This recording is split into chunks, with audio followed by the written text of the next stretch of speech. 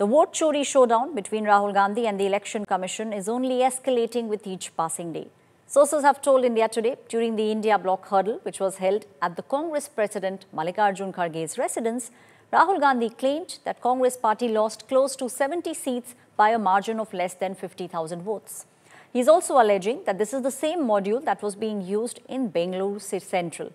The party is now probing whether BJP victories were even genuine or not. The BJP, however, has hit back. They are accusing Rahul Gandhi of thinking that he is above the law and he is treating the Election Commission of India like the UPA cabinet.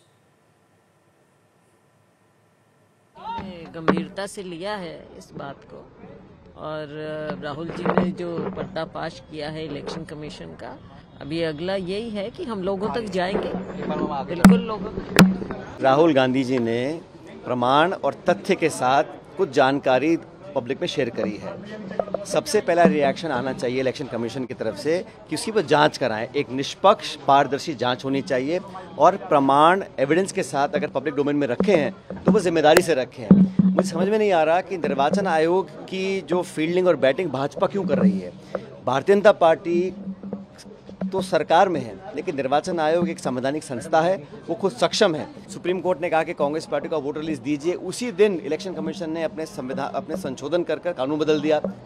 अब CCTV की जो footage है उसको delete कर रहे हैं और हम ये कह रहे हैं कि जांच की जाए और हमें आशंका है कि यहाँ वोटर में गड़बड़ी हुई है, लोगों के वोट चोरी किए गए हैं। पता नहीं क्यों सरकार क्यों पीछे हट रही थी इससे, ये हमें नहीं मालूम।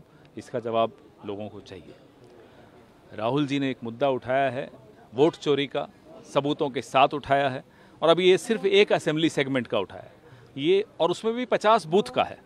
आप सोचिए अगर एक असेंबली में 50 बूथ पे 1 लाख वोट फर्जी हैं तो सोचिए कि पूरे देश में इन लोगों ने किस तरह से षड्यंत्र रचा, और उसके बावजूद इतना षड्यंत्र रचने के बाद भी 240 पे सिमट गए।